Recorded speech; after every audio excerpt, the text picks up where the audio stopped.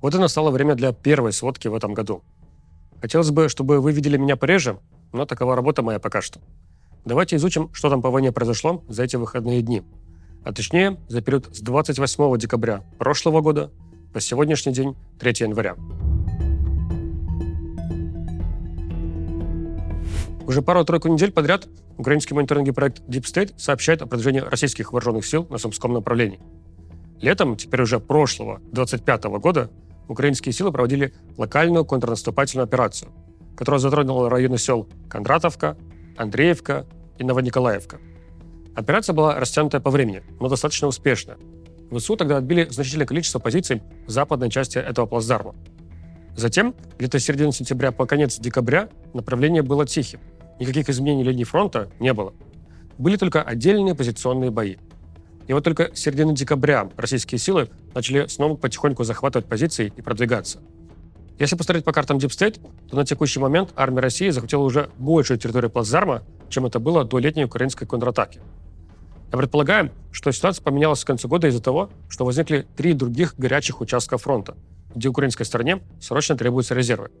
Это Северское, Покровское и Гуляйпольское направление. Как я вижу, российский плацдарм в Сумской области играет исключительно политическую роль. Угрозы сухопутного наступления, захвата региональной столицы, то есть города Сумы, нету. Этот плацдарм, в числе прочих, уже не раз был предметом торга в контексте переговоров о замораживании войны. Ну и, наверное, российское руководство, усиливая атаки на Сумском направлении, надеется отвлечь часть ресурсов украинских вооруженных сил с других направлений. Сложная ситуация складывается на Лиманском направлении. Еще неделю назад были первые сообщения о появлении российских солдат в селе Закотное. Я вам про него говорил еще в прошлой сводке. За прошедшие дни Минобороны России заявила о захвате села Деброво. Правда, при этом никаких кадров из него не показали. Мы сейчас перепроверяем эту информацию, и если она подтвердится, то это будет означать, что для украинских войск, обороняющих город Лиман, осталась только одна дорога для снабжения – через район Новоселовки и Святогорска. Там российские войска тоже предпринимают попытки для перерезания дороги снабжения, атакуя из района Шандерголова по направлению на Яровую. Продолжается движение российских войск на северском направлении. И все эти дни в украиноязычном сегменте интернета я читаю публикации о том, что все это произошло из-за ложных докладов командиров на местах. Об этой практике я еще поговорю сегодня чуть позже. Кстати, проект Deep State, подводя итоги года, показал, что северское направление повторило историю запорожского направления. Запорожское направление в конце 2025 года отметилось наибольшими территориальными приобретениями армии России. При этом на него приходилась маленькая доля от всех штурмовых действий в этой войне. И вот теперь, в декабре, то же самое случилось с северским направлением, которое они называют славянским. На него приходилось меньше всего штурмовых действий, но при этом больше всего захваченных территорий в декабре именно там. Складывается такая, казалось бы, нелогичная практика. Больше всего территорий Россия захватывает вовсе не там, где прилагает основные усилия. В Покровске и Мирнограде расширилась зона контроля российских войск. Идут бои за город Родинское. Украинские военные, которые ведут популярный телеграм-канал, который называется «Офицер», пишут, что город Родинское является последним населенным пунктом Покровско-Мирноградской агломерации, за которым начинается большая зона полей и посадок, в которых будет сложно вести оборонительные бои. И, наконец, Гуляйпольское направление в Запорожской области. В этот понедельник, 29 декабря, украинские силы провели механизированную атаку чуть севернее города Гуляйполя по направлению на село Сладкое. В атаке участвовало несколько единиц бронетехники. Скорее всего, целью было отвлечение ресурсов российской армии от Гуляйполя, чтобы замедлить продвижение российских войск. Между тем, российские силы как раз-таки продвигаются в районе Гуляйполя, в том числе в сторону поселка Залезничное со стороны Дорожнянки. Под конец года я встретил несколько аналитических статей, что ситуация с этим направлением создает угрозу для города Орехов. Ну, в теории да, но я бы уточнил, что до него еще воевать и воевать. Темп продвижения сейчас слабый. Еще из важного по фронтовой части я бы отметил пока что не сбывающиеся прогнозы по темпу, в том числе и мои прогнозы. Они были связаны с 2 моментами. Первый – это российская авиация, которая зимой делает меньше боевых вылетов, а значит, меньше применения авиабомб по линии фронта, которая является важным элементом для дальнейших атак по земле. По статистике, да, в декабре применили меньше авиабомб, чем обычно, но это прям большого влияния на фронт не оказало. Второй момент касается листвы. Многие исследователи, да и я тоже, говорили, что из-за исчезновения листвы деревьев зимой будет сложнее укрываться от беспилотников. Сложнее обеим сторонам. А значит, темп войны еще больше замедлится. В итоге листвы сейчас действительно нету, но появился другой непредсказуемый фактор – погода. Из-за очень частых туманов, дождей, сильного снегопада стало резко сложнее применять беспилотники. Получается, с одной стороны, их стало легче применять, потому что теперь невозможно укрыться под листвой. С другой стороны, их стало сложнее применять, потому что генерал Туман на фронте. В итоге, пока что еще не все знакомые нам проекты почитали статистику за декабрь, но вот Deep State уже опубликовал данные, и мы видим, что да, в декабре темп упал относительно ноября, но совсем незначительно. Далеко не так, как я бы ожидал. Посмотрим, что будет с погодой в январе.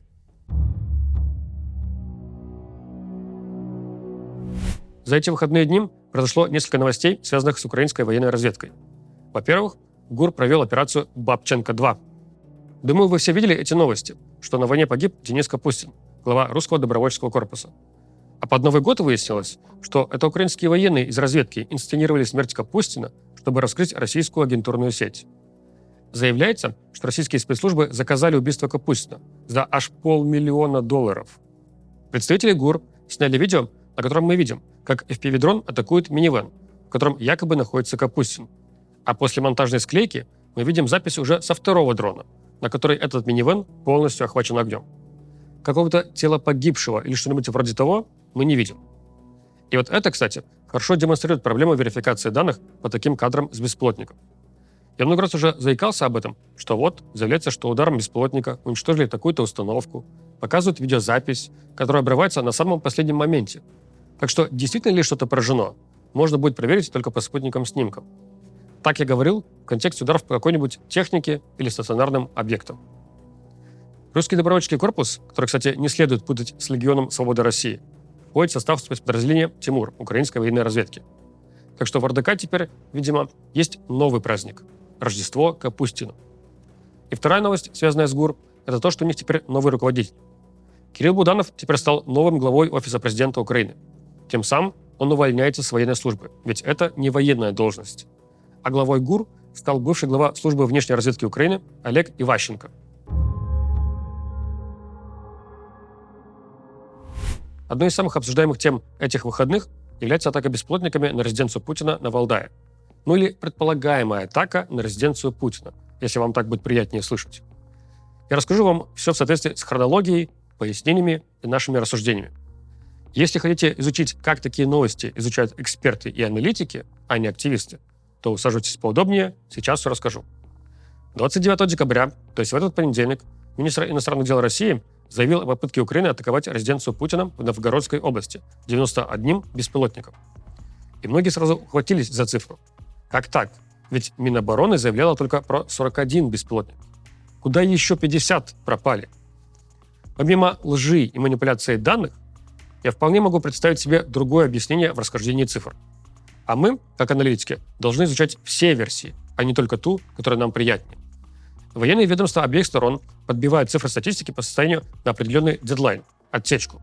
Грубо говоря, они могут в сводку вносить данные всех беспилотников, которые атаковали Россию в период до 18:00. А если беспилотник прилетел в 18:05, то он уже приносится в сводку на следующий день. Мы, кстати, тоже так делаем. Откройте любую нашу сводку по обстрелам. Мы прям в заголовке всегда указываем события, за какой временной промежуток с точностью до минуты мы включили в сводку. Воздушные силы Украины в своей инфографике тоже зачастую указывают, в том числе часы, последние на какой час они считали. Минобороны России в своих сводках по воздушным атакам тоже, как правило, указывает часы. Но у них почему-то это всегда в разнобой отдельными лоскутами. То у них сводка только за ночь, с 23 часов предыдущего дня по 7 утра сегодняшнего дня. То у них сводка за отдельные несколько часов. Например, с 16 часов сегодняшнего дня по 23 часа сегодняшнего дня. И поэтому их данные анализировать сложнее. Сложнее понять, какие из беспилотников вошли в эту сводку, а какие перенеслись в следующую. Но вполне могу себе представить, что первоначальное расхождение в заявленных цифрах объясняется именно этим.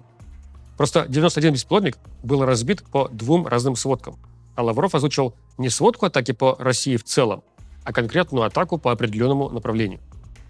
Потом появились сообщения, что якобы Трамп возмущен такой атакой. Причем эти сообщения пришли от российской же стороны. Помощник президента России Юрий Ушаков прокомментировал прошедший телефонный разговор Путина и Трампа и сказал, что якобы Трамп был возмущен атакой, и США пересмотрят свой подход к переговорам. Вот тут я отмечу, что даже если Трамп такое сказал, с большой вероятностью это может ничего не означать. Он весьма экспрессивный человек. Сегодня громогласно говорит одно, завтра другое. И порой даже забывает про предыдущие заявления. Я помню времена подрыва трубопроводов Северного потока в сентябре 2022 года. Сколько тогда говорили, что это точно Россия. Потому что если бы это сделала Украина, то это сильно бы навредило бы ей, и многие европейские страны перестали бы ей помогать. Помню, как не только активисты, но и многие русскоязычные журналисты яростно отстаивали позицию, что не могла Украина этого сделать, и наезжали на всех, кто посмел хоть как-то в этом сомневаться. Прошло несколько лет, уже вроде как ни у кого нет сомнений, что это была украинская диверсия. Есть конкретные имена, есть конкретные задержанные и даже аресты. И ничего, никакая помощь Украине от Европы не прекращалась из-за этого. Никто об этом не вспоминает на встречах, на всяких Рамштайнах. Так что вот эти страхи, что из-за атаки на резиденцию Путина сейчас западные союзники что-то там сделают Украине, мне кажется, они ой как сильно преувеличены. Президенты являются главнокомандующими своих армий. Поэтому в соответствии с нормами международного гуманитарного права они являются легитимными целями в этой войне. Атака на них не может считаться террористической, как это пытаются сейчас выставить российские власти. Вернемся к разбору. Заявление Лаврова с несовпадающими цифрами, потом комментарий Ушакова про недовольство Трампа. Проект ВЧК ОГПУ поговорил с сотрудниками железнодорожной станции на Валдае, которая обслуживает бронепоезд Путина. И они сказали, что никакой работы противовоздушной обороны не было, и даже каких-либо тревог или угроз не объявлялось. Обычный будничный день. Издание «Можем объяснить» пообщалось с 14 жителями Новгородской области, которые тоже сказали, что ничего странного не слышали, СМС-ок от МЧС о воздушной угрозе не получали. И вот после этого уже многие отписались с прямыми утверждениями, что это все фейк, не было никакой атаки. Посмотрите, цифры Лаврова не совпадают, хотя этому есть объяснение. Работники ЖД-станции ничего не слышали, местные жители тоже ничего не слышали, и сама Украина тоже отрицает. Логично? Ну окей, да, логика в этом есть. Хотя, опять же, Украина может это отрицать как раз из страха гнева Трампа. Да и диверсии на северных потоках она тоже отрицала. Затем уже мне написал наш зритель из Новгородской области, который живет там. Он мне рассказал, что в ночь с воскресенья на понедельник был жуткий грохот систем противовоздушной обороны. Поскольку CIT является нежелательной организацией, и вся тема войны слишком опасна, а человек живет в России, я не могу разглашать слишком много деталей. Но я проверил этого человека. Это не какой-то аноним, не какой-то провокатор. Я знаю, кто этот человек, где он живет, где он все это слышал и так далее. Что конкретно он видел и слышал? Он не видел летящих беспилотников. И, кстати, ночью не в мегаполисе, на фоне ночного неба их увидеть практически невозможно. Он не видел летящих или взлетающих ракет систем противовоздушной обороны, но он слышал грохот работы систем ПВО, взрывы. Вы спросите, а как он понял, что это ПВО? Может, этот грохот связан с какими-то технологическими процессами, условно, на ближайшем заводе? Может, но ПВО в его районе работает далеко не в первый раз. И в прошлые разы грохот был точно такой же, разве что в сильно меньшем масштабе. Вы скажете, погоди, но он явно врет. Как так может быть, что он слышал, а вот работники ЖД-станции не слышали? А жители Новгородской области, которых опросило издание «Можем объяснить», тоже не слышали. И это тоже понятно почему. Новгородская область, извините меня, она размером не со спортплощадку.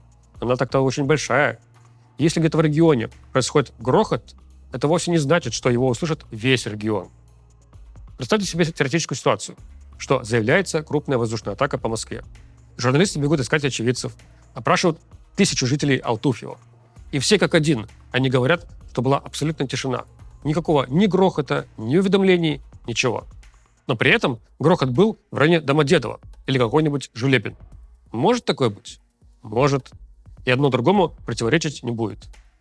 Поэтому и то, что сотрудники ЖД-станции ничего не слышали, и что 14 других жителей Новгородской области тоже ничего не слышали, никак не противоречит тому, что написали мне. Значит ли это, что раз нашелся очевидец, который слышал, то все, значит, точно атака была? Как аналитики, мы должны и в этом сомневаться. Поэтому сам по себе отдельно этот факт не доказывает, что атака была. Тем не менее, если вы действительно пытаетесь разобраться в ситуации, понять, что произошло, то нельзя не принимать такие факты во внимание. Надо их учитывать. Особенно если вы журналист, эксперт или аналитик. Хотя и массовой аудитории тоже следует это учитывать. Поскольку, как я и сказал, одного такого сообщения очевидца недостаточно для полноценного утверждения, но при этом его нужно учитывать. Я сообщил об этом очевидцам через свой твиттер. В нашей команде уже много лет существует практика, что если у нас есть важные данные, которые надо учитывать, но которые сами по себе недостаточно для утверждения чего-либо, то мы об этом пишем не в командных аккаунтах, а в личных, что я и сделал. Если бы на тот момент у нас было бы достаточно данных, позволяющих написать что-то вроде «атака точно была», потому что помимо данных очевидца у нас есть вот это и вот это, то вот тогда мы бы написали об этом от имени команды. Мой же личный твит был фактически о том, что, смотрите, есть не только сообщение, что никто ничего не слышал и не видел, но вот есть и сообщение, что кто-то все же кое-что слышал. Учитывайте это. И кто-то сейчас скажет, так ведь ЦРУ опровергла атаку. Целый Wall Street Journal об этом написал. Неа, давайте все-таки читать дальше заголовков. Источники Wall Street Journal в американской разведке утверждают, что атака была, но целью атаки была не резиденция Путина, а другой военный объект в том же самом регионе. Определить, что было целью воздушной атаки, это отдельная проблема. Вот Минобороны России заявляет, что часть беспилотников, которые летели атаковать резиденцию Путина, перехватили в Брянской области. А как они поняли, куда они летели? Может, после Брянской области они должны были полететь в Москву? Ведь не существует какого-то флайт-радар для военных беспилотников, куда можно было бы зайти и посмотреть его цель. Установить надежно, что какой-то объект является целью атаки беспилотника, можно только в том случае, если его сбить в ходе пикирования на эту самую цель. Поэтому да, и человек, который мне писал, тоже отдельно отметил, что, может быть, целью была вовсе не резиденция Путина, а, например, военный аэродром. Он не знает. Просто резиденция Путина как раз примерно по пути, и наиболее такая лакомая цель.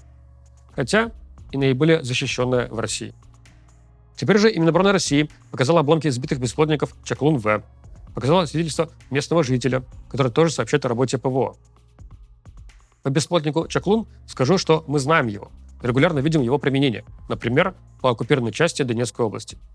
Вы можете справедливо заметить, что обломки беспилотника могли специально привезти туда, а местным жителям выступил какой-то актер. Да, все может быть, такая вероятность тоже есть. Как, например, и вероятность того, что сотрудники ЦРУ спросили у своих украинских коллег: «Вы пытались атаковать резиденцию Путина на Валдае?» А украинские коллеги им могли соврать: «Не-не-не-не, нашей целью был совершенно другой объект в регионе». И ЦРУшники такие: ну окей. И вот вам статья Wall Street Journal. Для чего украинские разведчики могут врать? Для того, чтобы не злить Трампа. Как видите, есть много аргументов и контраргументов. И вот вам объяснение, ответ на часто встречающийся гневный комментарий в духе: «Руслан, ты заколебал с вами возможно, вероятно, может быть». Что это за эксперт такой, который не может сказать точно и определенно? Так вот, я вам, не Eleven и не Векта какая-нибудь, чтобы залезать кому-то в подсознание и узнавать, как оно было на самом деле. И у меня нет таких возможностей, как у ЦРУ. Поэтому мне и приходится оперировать такими вероятностями. Кстати, очень показательная реакция массовой аудитории на мой твит с данными очевидца. Откройте реплай, вы там увидите просто потоки говна в мою сторону. Как ты смеешь, подонок, сомневаться в единственно правильной версии? Я понимаю, что ориентироваться на комментарии глупо, а тем более на комментарии в Твиттере. Но наблюдая за медиасферой, скажу, что мы теперь живем в мире победившего кликбейта. Общественность хочет очень простых для понимания, коротких, однозначных, эмоциональных утверждений. Никаких сложных разборов, никаких сомнений, ни шагу в сторону от политики партии, грубо говоря. Учитываются только желаемые аргументы и факты, а нежелаемые отбрасываются. Понимая это, и медиасфера, журналисты, реагируют соответствующим образом. Хочешь собирать просмотры? Делай максимально кричащие заголовки, даже если они будут вводить в заблуждение и откровенно врать. Я вам в начале сводки во фронтовой части говорил про северское направление и ложные доклады командиров на местах. Принято считать, что такая практика идет сверху, от военачальников. Причем это у обеих сторон. А мне же видится, что эта практика не будет побеждена когда-либо, потому что ее задает общество.